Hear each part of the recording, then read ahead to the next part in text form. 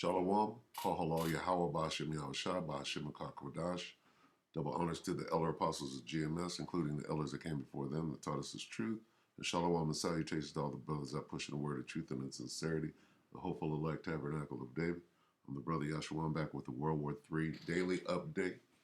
All right, we're going to keep it short and sweet. Start right here at Revelation 19. Got to understand who's doing this, who's bringing this war. Well, the Most High, Yahweh, is bringing this war, World War III. And it's going to end, right? Why is he bringing the war? So that he can destroy all the armies of the earth. All right? He's going to do that by using his son, who the world ignorantly calls Jesus, whose name in the Hebrew is Yahushua.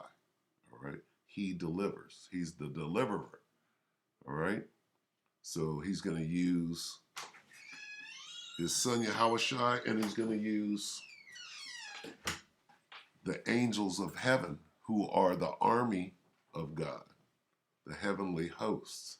The word host means armies, all right? So this is Revelation 19 and 11. This is speaking of Yahushua. And I saw heaven opened, right? That means the sky opened up from the fourth dimension, right? And in came these war chariots, right? That the world ignorantly calls UFOs, because the truth about these things are being hidden from you, all right? They say unidentified, but the Bible completely explains what they do and what they are, all right? And this is going to be the final war on earth. Okay, when these things come in and make quick work of these man-made craft, all right, these things are made in the heavens, all right, in the fourth dimension, and they're perfect. They don't make mistakes, all right? So anyway, and I saw heaven opened, and behold, a white horse. It's talking about this, a white horse, okay? And he that sat upon him was called Faithful and True. This is the one you call Jesus, whose name is Yahushua. And in righteousness doth he judge. He's a judge. And make war. He's a warrior. All right?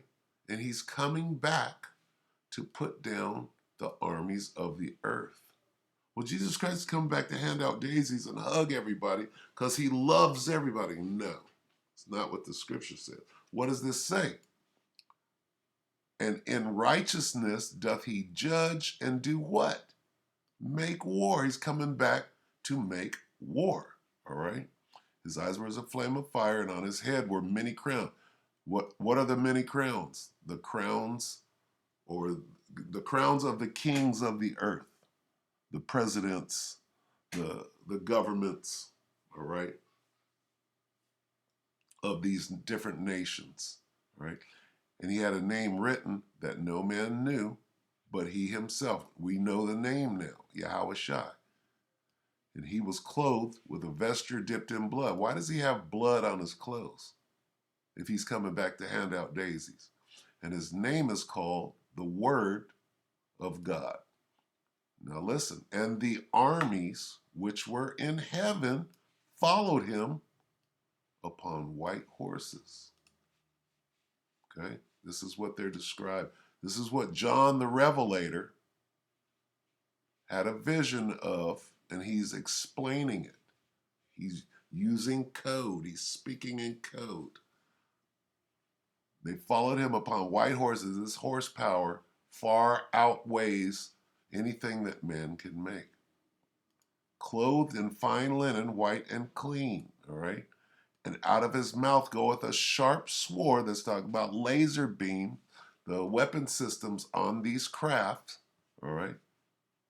That with it he should smite the nations, or the armies. I bet you if we went to, let's look at this. Let's look at this in, okay, it says strike down the nations. nations, okay. Strike down the nations, he will rule them with an iron scepter. A sharp sword, that's talking about a laser beam. It's not saying armies like I wanted to. Let's see, the nations. Nations. I'm just doing a little check here, bear with me. Nations.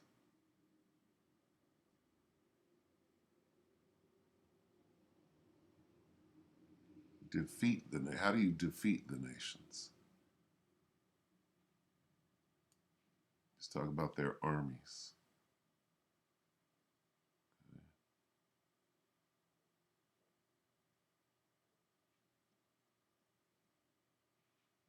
Smite the nations, okay. All right, let me go back. What am I at, 15? All right. Out of his mouth goeth a sharp sword, that's that laser beam, that with it he should smite the nations, and he shall rule them with a rod of iron, that's a scepter, and he treadeth the winepress of the fierceness and wrath of Almighty God. That's the Most High. So he's being sent by the Most High to accomplish this task. And he hath on his vesture and on his thigh a name written, King of Kings and Lords of Lords. The Lord of Lords. Who is that? That's talking about the one you call Jesus. All right, now we're going to jump down here to 19. And I saw the beast and the kings of the earth and their armies, okay, gathered together to make war against him that sat on the horse and against his army. Okay, that's talking about this. The one you call Jesus is coming back in a big chariot, or what you call a UFO, and these are the armies of the earth, are they not? Are they not? These are Satan's blue angels, the dragon and his angels. Okay, and this is the culmination of World War III. They're going to stop fighting each other. All right, let's get that. This is 2 Ezra 13. All right. Okay. Let's start right here at 13 and 1. And it came to pass after 7 days, I dreamed a dream by night, and lo, there arose a wind from the sea, that it moved all the waves thereof. And I beheld, and lo, that man waxed strong with the thousands of heaven. Who is that man? That's the one you ignorantly called Jesus. All right? That man waxed strong with the thousands of heaven is talking about the heavenly host, God's army in these things, in these war chariots. All right.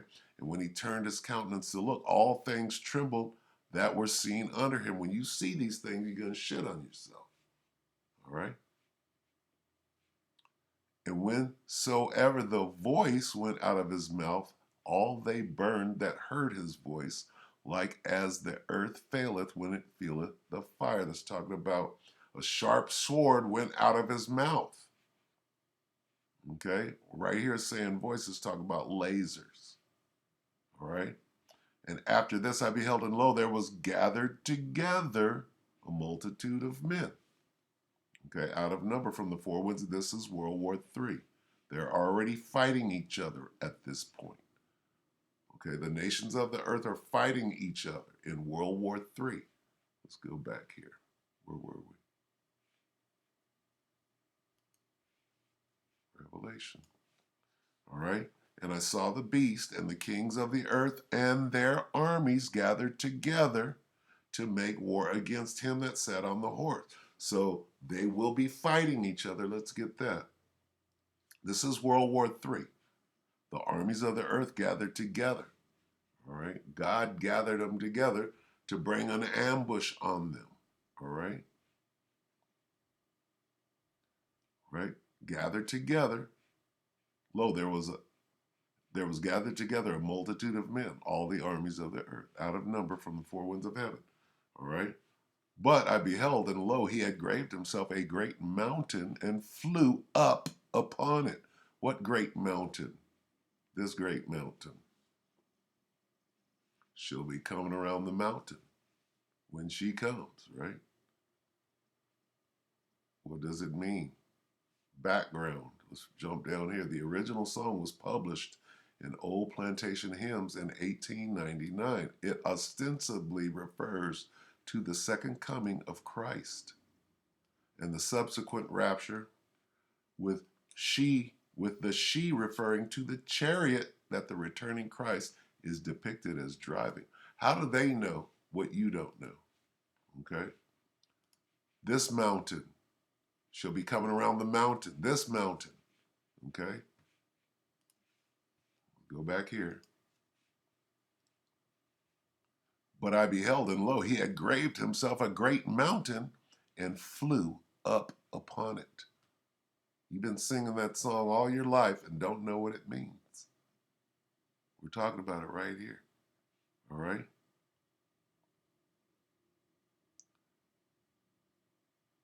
Let's see. Let's go here.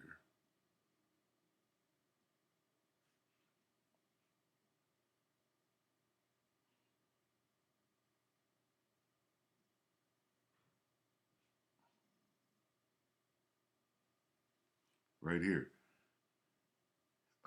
Second Ezra 13 and 33. And when all the people hear his voice, let's talk about that laser. Every man shall in their own land leave the battle they have one against another. This is talk about what's going on in World War III is going to be raging. Then they're going to see these things come out of the air. Then they're going to have to turn around and fight against them. All right?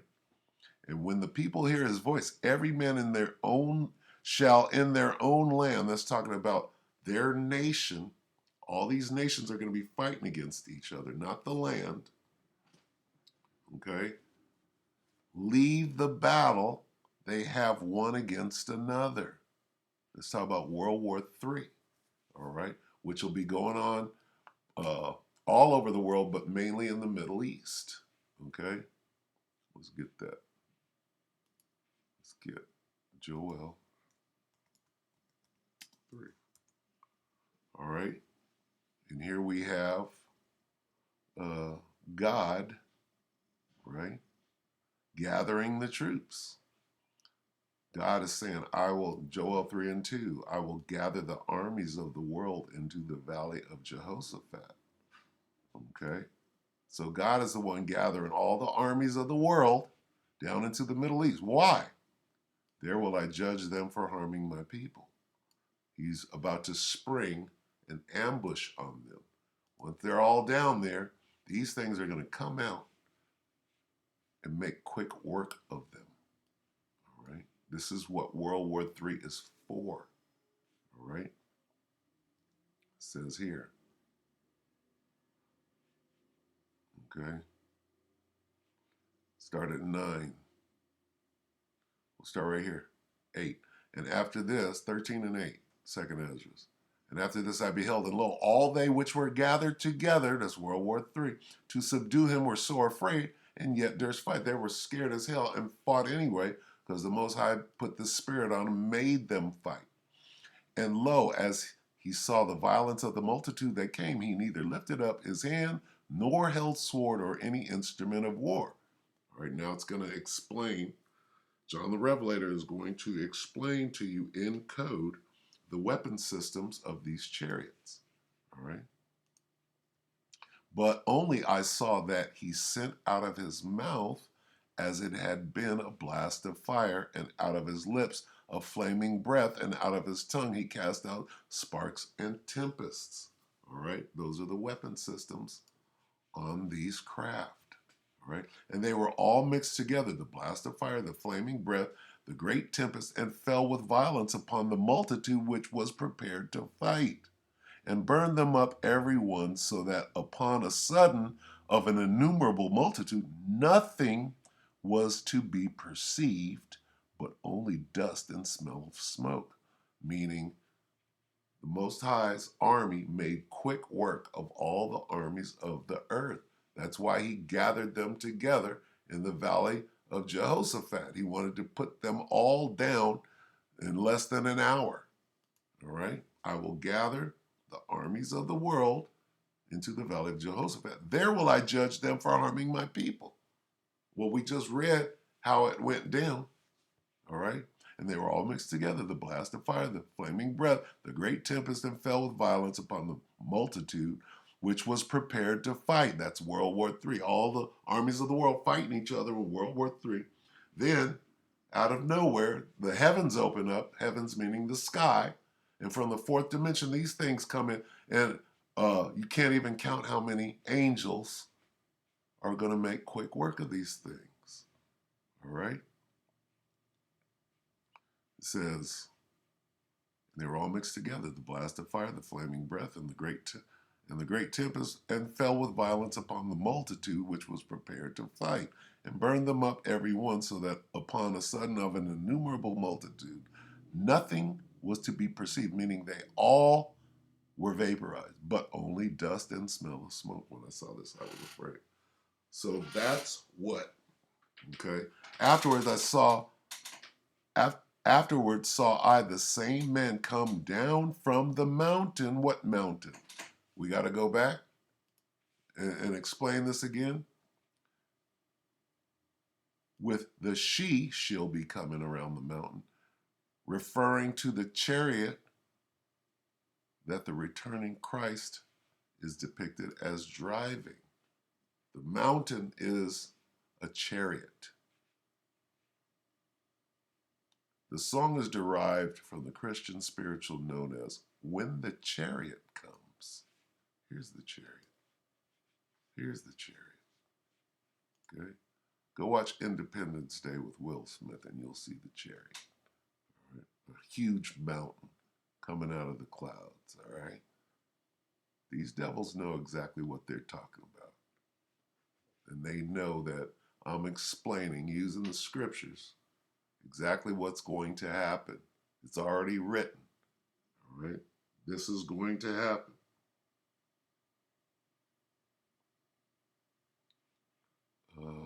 Salakia. All right, so let's look at a couple of headlines and reports. Okay, this is not what I wanted. What I want. Secret files. Let's see. Watch a quick video. I think it's Deep Journal. Let's see. What did I want to see?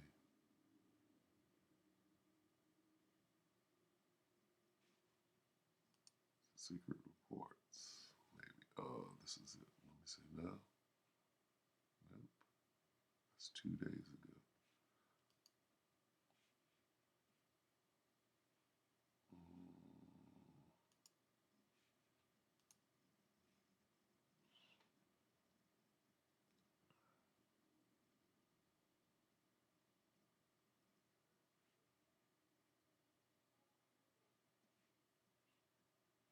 Slocky, bear with me. Wasn't carrier pigeon. This right here, 16 hours ago, carrier pigeon. All right, Iran's important soldiers flew up. The war has already started. Okay, World War III. All right, look, 1 day ago, the attack on Israel with 2,000 missiles is on the what? On the way. All right. It's got to be in Syria. Explosion at critical U.S. base, unless it's in Iraq. All right. What does it say? Violent explosion in the heart of Afghanistan. Let's watch this. Commercial. Of course.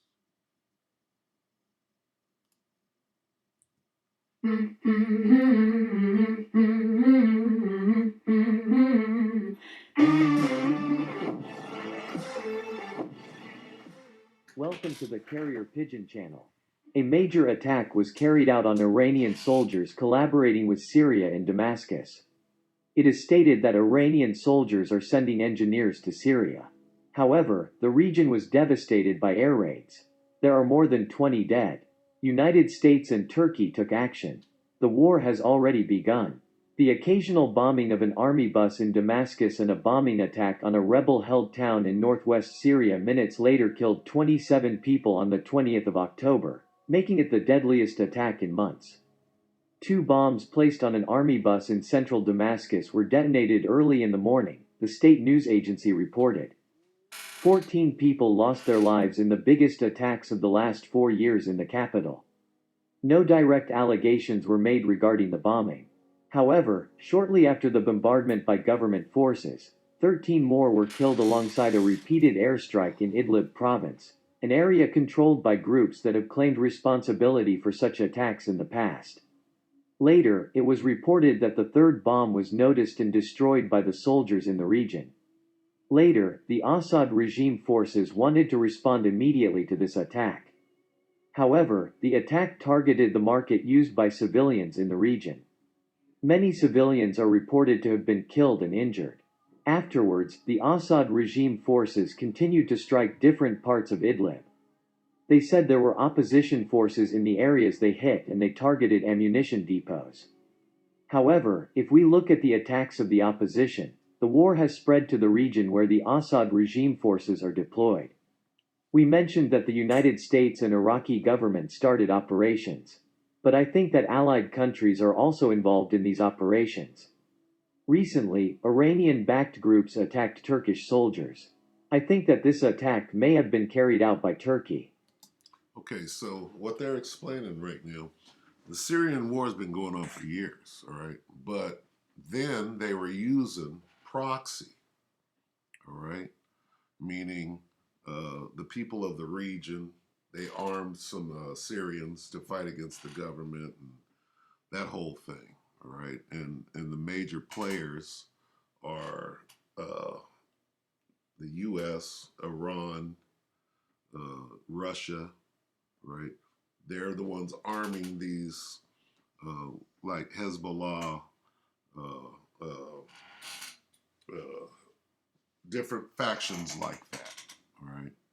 The Syrian army and other things. So it's been a proxy war, but now the major players are getting involved. This thing is basically it's the gloves are coming off, and World War III is being ignited now. Uh, Israel, right, is a major player in all of this because they are going to be the ones to start World War III proper. Not as though they haven't already done that. When that thing jumped off earlier this year, what was it? March, when the whole um, Israeli-Palestinian thing started blowing up again. That was really the least of the flock drawing them out, and look to them, you know, doing something like not a nuke, because if they nuked anybody, then the nukes would start, and that's going to come at the end. But the point being, um, uh, this thing has already started, all right, and we've pretty much gone over it, all right. This is describing, all right, and I saw this is Revelation 19:19, and I saw the beast and the kings of the earth and their armies gathered together, all right, right. They're going to turn their attention to the heavenly hosts, but they're already down there fighting. Why are they fighting? Because they got drawn into an ambush, all right? God set an ambush, right? I will gather the armies of the world into the valley of Jehoshaphat. There will I judge them, right? These things aren't shooting back at this time. They're being fired upon, but they're laughing because you can't destroy them. All right? their weapon systems and their cloaking and shields, right, are far superior to anything that was made by a man. All right, we're talking about two different realms here. Let's get that one. Go ahead and close out. All right, let me see.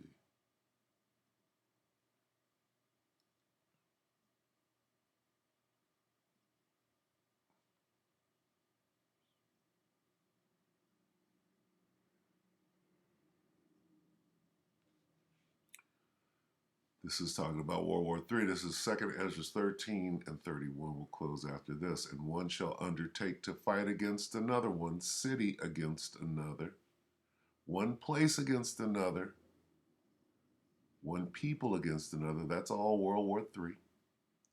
And this is when the angels come in, and one realm against another. Okay? One realm, meaning the third and fourth dimension, if you will, right? And I beheld and looked, and lo, that man waxed strong with the thousands of heaven. They came in from the fourth dimension. Okay? So this is what World War III is all about. All right, so that should be it for the day. I hope that the elect were edified, and with that, we're going to say shalom.